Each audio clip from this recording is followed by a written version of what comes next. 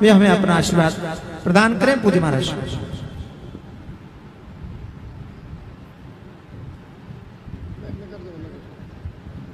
हरि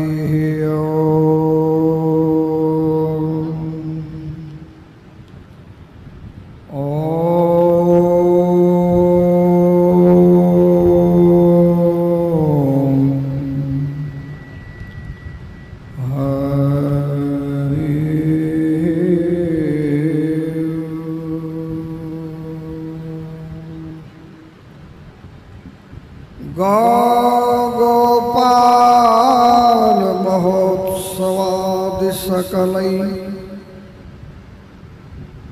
रावेष्टितं सुंदरम् रासक्रीडन तत्परं हरिहर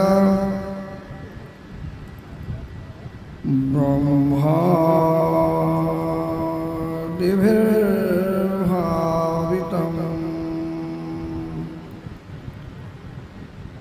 वन्दे केशवनन्दसूनुमनघं विश्वेश्वरं मोहनं गोपीनां नयनोत्पलार्चिततनु रामानुजं भजे। ब्रह्मानंद सहोदरी श्रुतिमयी सद्वल्लरी पावनी पीयूषामृतिमन्थनोद्भवर्षा मुल्लाश्री माधवी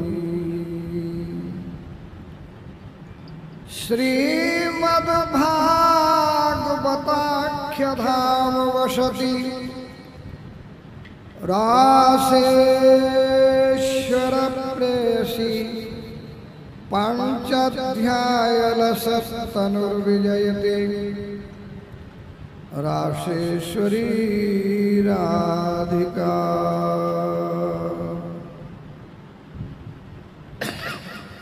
यस्य स्मरणमात्रेण ज्ञानमुत्पद्यते स्वयं सदैव सर्वसम्पत्तिः तस्मै श्री गुरुवे नमः। शांति शांति।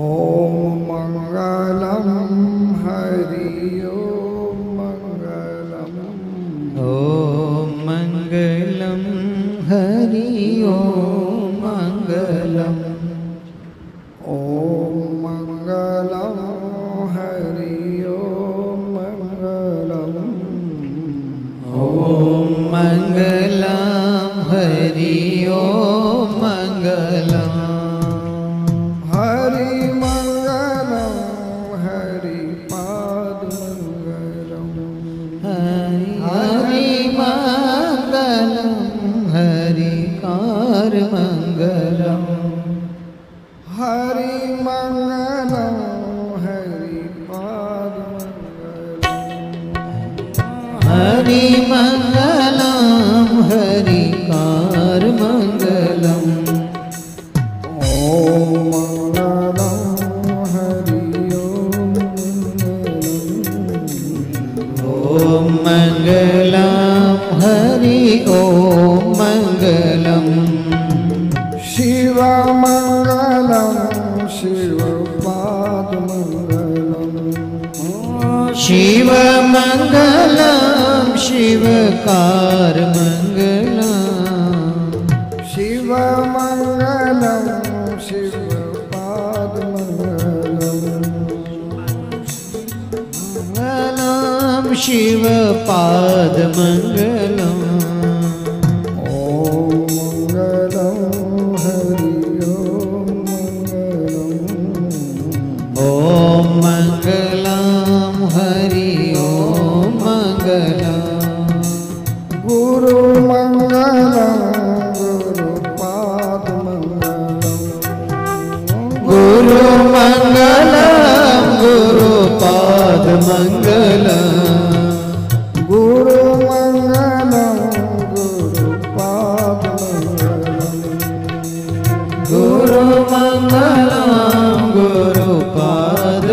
मंगलम हरि ओम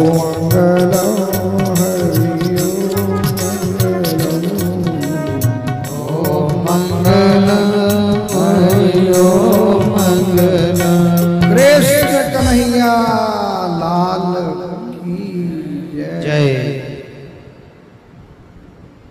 हमारे मंच मंत्री जी कह रहे थे खाओ पियो लो आनंद, और बिल कौन भरेगा? तो हम भी एक सूत्र दे रहे हैं, खाओ पियो करो आनंद, हमको दे दो ऐसे से पंचमानंद।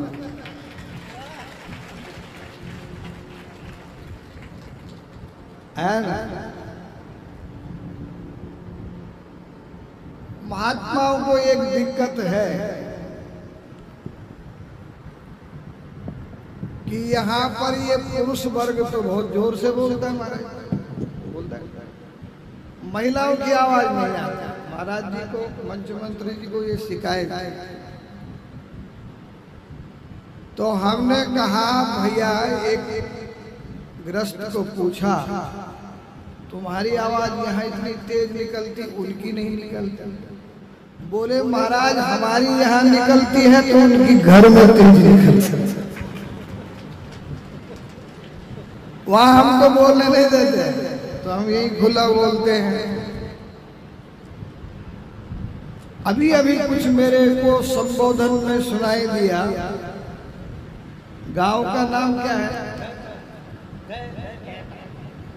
गएपरा, और मैं उसमें सुधार कर देता हूं, गेहपुरा। क्या है इसका नाम? क्या होना चाहिए? गएपुरा कोई अर्थ नहीं बनता। गेहपुरा, गेहपुरा मानी वो गांव जिसने कि अपने को पंचमानंदी जैसे साधु को पैदा करके पूरा बना दिया, पूर्ण कर। इसलिए इसका नाम है गेहपुरा। अब बोलना गेहपुरा, और गेहपुरा होवे इसीलिए रखा साधु संग उपासना से सततम धन्यो गृहस्थाश्रम। यहाँ पर एक और नाम सुना मैंने इस स्थान का, बनखंडी, मानी बनखंड, बनखंडी। खंड शब्द का जो है तमाम सिद्धियों के कारण खंडी हो गया। अच्छा, हमारे यहाँ स्कंद पुराण में केदार खंड, बद्री खंड, कैलाश खंड, रेवा खंड, और वो खंड जो है उसमें से एक बाप जी आए हुए नर्मदा नाम जी, जो आपके लिए, वो ईसाई लोग आते हैं ना, तो वो झोली में डब्बू, सीटी, गुब्बारे लाते हैं, चॉकलेट लाते हैं। और हमारे ये महात्मा जब आपके पास आते हैं तो नर्मदानंद जी शरीर पे भले न हो कपड़ा, लेकिन बहुत बड़ी झोली है, नर्मदा का आनंद लेके आए। शंकराचार्य की सबसे बड़ी मूर्ति है, उसका आनंद लेके आए। और ज्योतिष पीठ वहाँ बहुत प्रसिद्ध है, जहाँ शंकराचार्य जी ने दर्शन किया, वहाँ का आनंद लाए हैं। ऐसे ये संत जो है चॉकलेट वॉकलेट, गुब्बारे उबारे, सीटी पीटी नहीं लाते हैं। ये तो 4 वेद, 18 पुराण, 32 स्मृति, गीता, रामायण आदि की झोली लेके घूमते हैं ऐसे, इसलिए ये बनखंड। इस खंड में भी आज महाराज के इस आवाहन से ये पूर्ण हो चुका है। सानंदम सदनम, घर ऐसा चाहिए जिसमें दिन में भूख लगे, रात में नींद आ जाए। पर मैंने बड़े बड़े सेठों को देखा, उनके पास में पैसा तो होता है पर नींद लेने के लिए गोली खानी पड़ती, इसलिए वो घर आनंद वाला नहीं। सानंदम सदनम, वो घर जो वास्तु शास्त्र के हिसाब से बना हो, जिसमें निरंतर जिसमें अनुष्ठान होते हो। क्या होते हो बोलो? अभी यहाँ चर्चा चल रही है। न विप्र पादो दक कर दमाने, न वेद शास्त्र ध्वनि गर्भितानि, स्वहा स्वधाकार विवर्जितानि, शमशान तुल्यानि गृहानि। वो गृहस्थाश्रम को धन्य करना है, जिस घर में साधु महात्माओं के चरण का कीचड़ नहीं फैलता, जल नहीं फैलता, चरणामृत नहीं फैलता, जहाँ स्वस्ति नहीं लोग स्वाहा ऐसी ध्वनि नहीं होती, जहाँ स्वाहा स्वाहा स्वाहा पितरों को देवताओं को नहीं होता, स्वाहा जहाँ पितरों को नहीं होता, वो घर शमशान के साथ। तो यहाँ संत ये चाहते हैं कि जब आप उन घरों में इतना अनुष्ठान करेंगे तब ऐसे महापुरुष वहां प्रकट होंगे माता पिता के जीवन।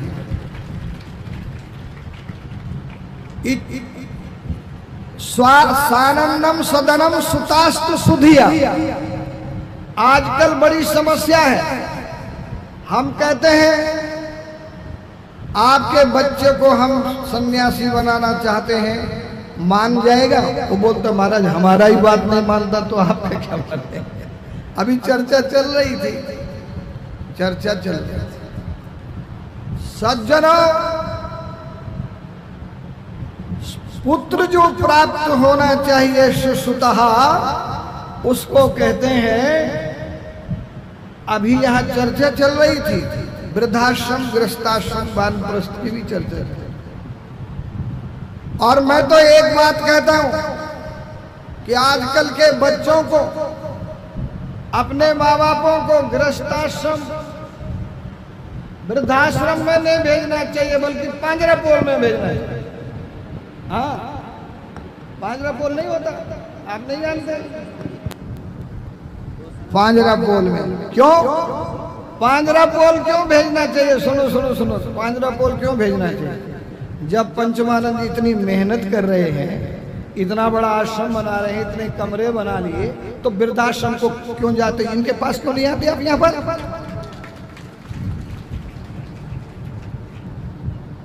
आपकी भी कुछ कमी है, इसलिए बच्चे आपसे तंग आ जाते। लेकिन पुत्र के लिए कहा जीविते वाक्य करना, क्षुदायाम भूरि भोजना, गयायाम पिंडदानाच तिर्भिर पुत्र पुत्र। इच्छा पूर्ति धनम स्वयोषित रथी। सुत जो है सुसुत होना चाहिए। सानंदम सदनम सुतास्तु सुधिया कांता प्रियाला। देखो हम लोग जो मेहनत कर रहे हैं आज यहाँ पर पंचमानंद जी के साथ में, इसमें पहला गुरु, पहला इंजीनियर, पहला डॉक्टर और पहला समझदार पात्र कोई है तो वो माता है। शास्त्र कहता है ये माता पहली है। ऐसी माता, इनको धर्म पत्नी कहा गया। पर आज बड़ी बड़ी जो स्त्रियां वकील हैं, राष्ट्रपति हैं, प्रोफेसर हैं, वैज्ञानिक हैं, उनको भी सही ढंग से अर्थ नहीं होता कि धर्म पत्नी का अर्थ क्या होता है। अभी महाराज पूछ रहे थे, बोलो पत्नी किसके साथ जाएगी? हाथ खड़ा करो, हाथ खड़ा करो। ये इसके साथ जाएगी। अरे बाबा, उसको पता ही नहीं चल रहा महाराज क्या बोल रहे। आज तक तुम्हारे गांव से गई कोई पत्नी तुम्हारे दादा के साथ, तुम्हारे पिता के साथ। अरे धर्म पत्नी किसी के साथ नहीं जाती, धर्म पत्नी के साथ किया हुआ धर्म साथ जाता है। धर्मानुगो गच्छति जीवई कहा, और दूसरे कोई जाता नहीं। अच्छा, जो पैसा कमाया कौन ले जाएगा साथ? जल्दी बोलो, उठा भाई, तुम ही हाथ उठाओ, तुमको फ्री कर देते हैं। ये धन नहीं जाता। अभी चर्चा चल रही थी धन की चर्चा, दान की चर्चा। हमारा एक राज्य है, उसका नाम है जोधपुर।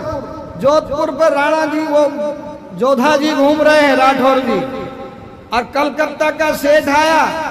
उस सेठ ने कहा, राजा ने कहा, देखो सेठ ये तोप लगी, जैसे ये पंखे लगे ऐसे तोप लगी हुई है।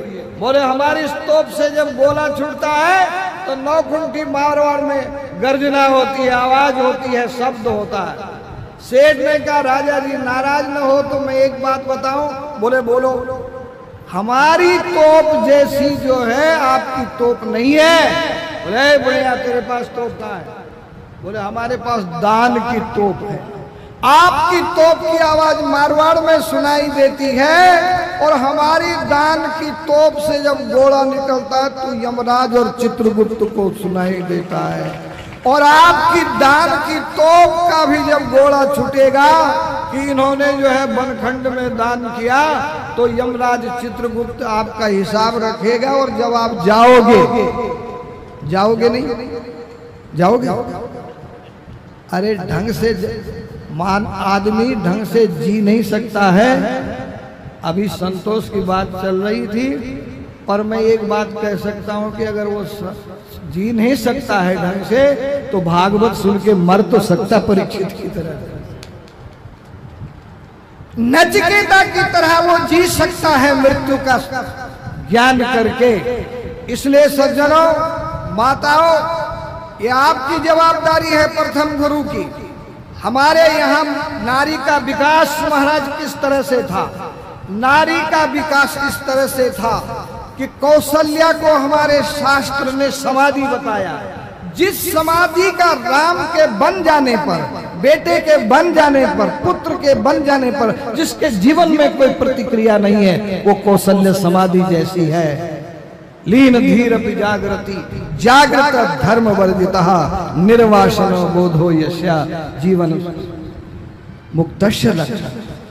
और हमारे इस समाज में दूसरी जो माता हुई है, एक तो समाधि हुई है और कौशल्या जो है वो समाधि हुई, तो सुमित्रा जो है वो सत्व गुण की अधिष्ठात्री देवती हुई। और सत्व गुण की अधिष्ठात्री देवी वो है, उसने घोषणा की थी, पुत्रवती युवती जग सोई, पंचानन जैसे सुत होई, पुत्रवती युवती जग सोई।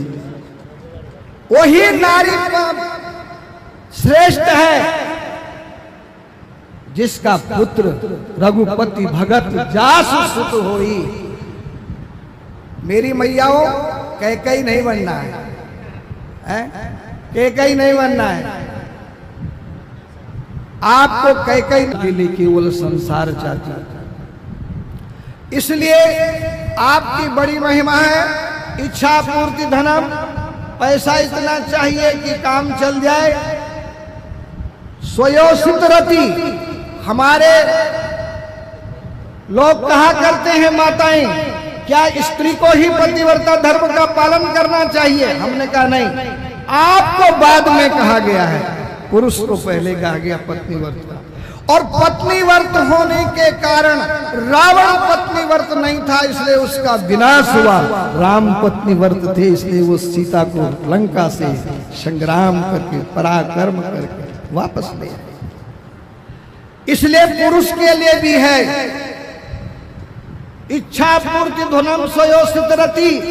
और एक बात ध्यान रखना, मैंने गांव में देखा, बाप कहता बेटा एक बंडल बीड़ी लिया, और आज वो तेरे लिए लाएगा, खुद पी के आएगा। एक कहता था दारू की बोतल लिया बेटा। मैंने बोले सरपंच साहब ये क्या अत्याचार कर रहे हैं आप अगर संस्कारी होंगे तो आपकी इज्जत, आज्ञा का पालन आपके लोग करें। इच्छा पूर्ति धनम स्वयोषित रति स्वाज्ञा परा सेवका आतिथ्यम शिव पूजनम प्रतिदिनम मिष्टान। अभी अतिथि के विषय में आपने सोचा, गृहस्थाश्रम किसको बोलते हैं? आज हम गृहस्थ सिद्ध नहीं कर सकते महाराज।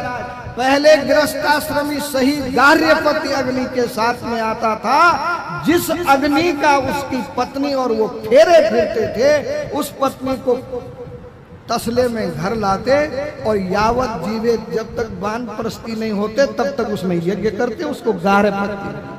और जिस दिन वो वानप्रस्थी हो जाते, उस समय पर इन गुरु, ये अग्नि है, इस अग्नि का सेवन करने से उसको दाक्षिणात्य अग्नि बोला।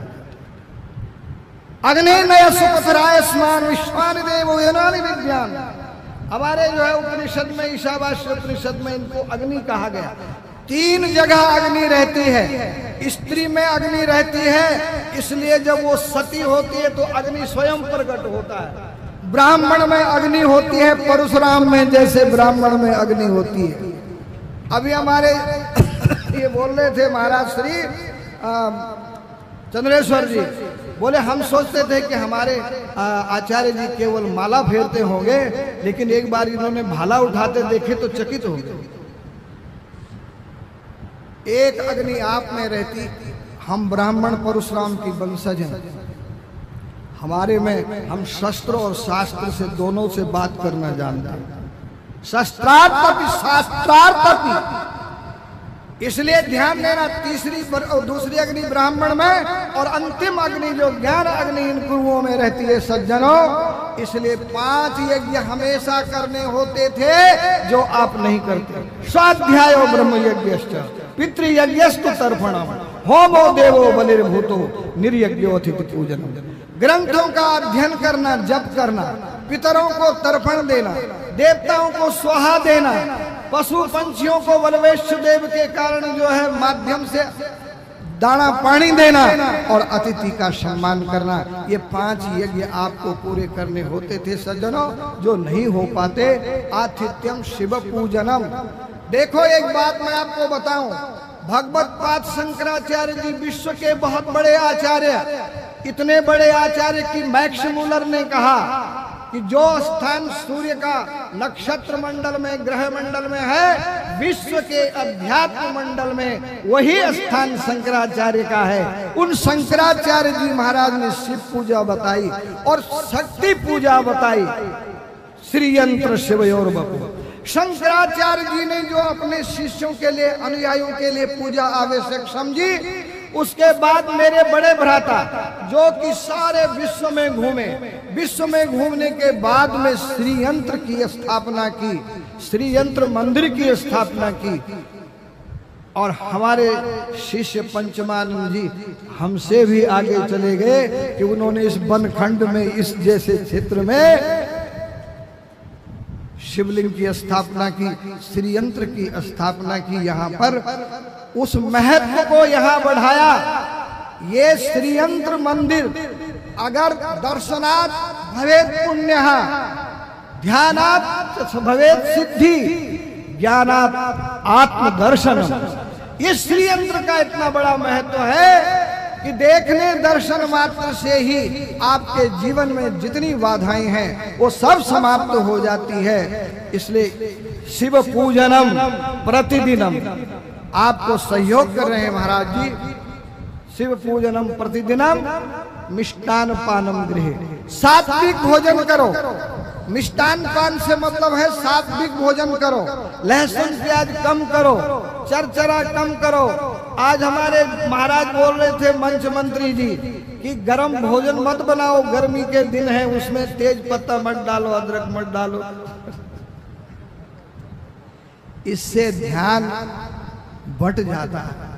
इसलिए मिष्टान पानम गृहे साधो संग उपासनाच सततम धन्यो गृहस्थाश्रम।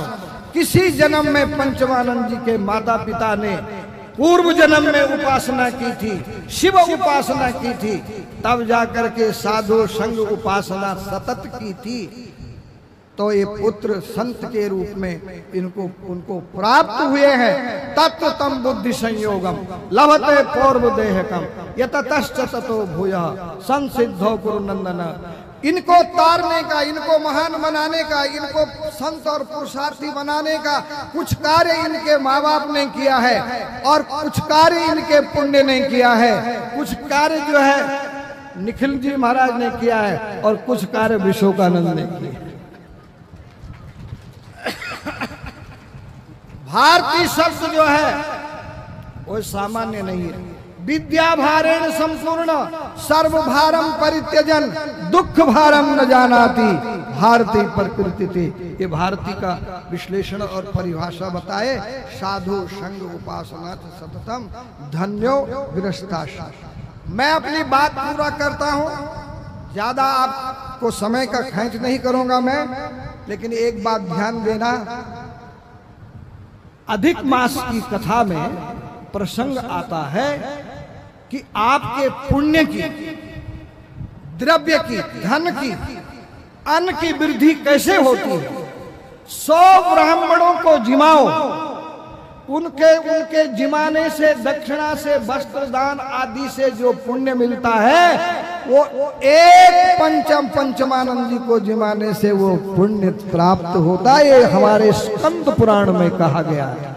यतेर हस्ते जलम दद्यात् भैक्षम दद्यात् पुनः पुनः सभेक्षम मेरुणा तुल्यम सजलम सागरोपमम। संत आपके घर आवे, मौका दिया पंचमानंद जी ने कि कमा लो जितना कमा सकते हो, उसके पैर प्रक्षालन करते हुए सामने भोजन देना। वो भोजन सुमेरु पर्वत के बराबर परलोक में मिलता है और वो जल सागर के बराबर मिलता है।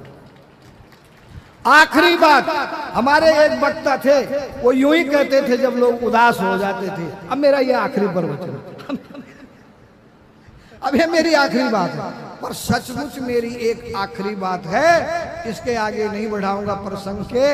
प्रयागराज में जो है देवानम सदनम, वो प्रयागराज, तत्र सर्वे देवा एकत्रीभूत्वा सभा अकुर्वन् पूर्व काले, सभा करते थे महाराज। इधर से महात्मा आए पंचमानंद जी के जैसे लेकर के सबको, उधर से देवता आए ब्रह्मा विष्णु महेश, दोनों के मंच अलग अलग लग गए।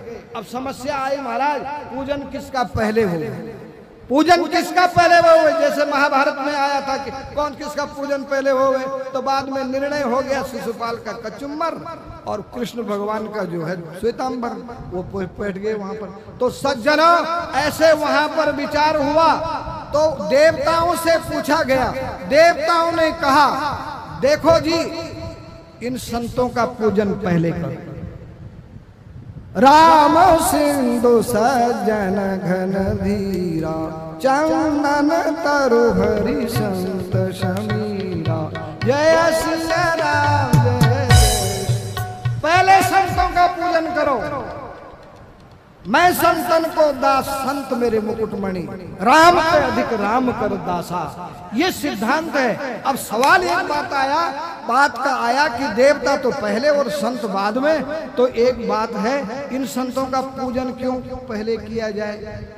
तो देवताओं ने कहा कि हम पक्का माल लेते हैं, कच्चा माल नहीं लेते हैं। ये संत पंचमानंद जी वनखंड में, इस आश्रम में जो आप कच्चे माल हो, कच्चा माल जानते हो, कोई बीड़ी पीता है, कोई तंबाकू खाता है, कोई कभी कभी तुलपुल भी कर देता है, ऐसे जो कच्चा माल है इस वनखंड आश्रम में गुरुओं की कृपा से पंचमानंद जी उस माल को जो है एकदम शुद्ध करके, पक्का करके हमको देंगे। इसलिए पहले पंचमानंद जी के और उनके बुलाए हुए मंडलेश्वरों की पूजा होनी चाहिए। हरिओम।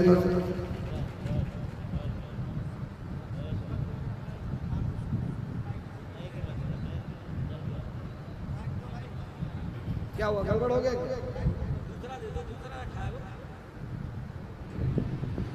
सदगुरुदेव भगवान की।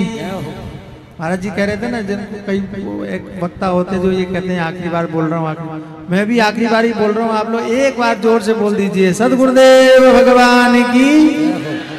देखो बात ये है, जो अध्यक्षीय आशीर्वचन होता है उसके बाद में कुछ बोलना शेष नहीं रहता।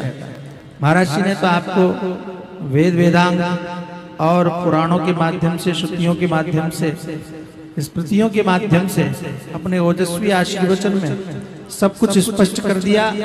इसलिए मैं उसमें कुछ बोलूं ये उचित नहीं है। आपने अच्छी तरह से सुना और सरल रूप में अगर कोई बात समझना हो तो आप ऐसा समझ लो कि आटा दाल चावल रखा हो, उसको तो हम खा नहीं सकते, उसको बना करके आप लोग बढ़िया सुंदर व्यंजन के रूप में परोसते हैं थाली में, तो हमारे लिए वो दुकान वाला जो है ज्यादा महत्वपूर्ण नहीं है, आप अधिक महत्वपूर्ण हैं जो आप बना करके हमको देती हैं। ऐसे ही देवताओं ने भी कह दिया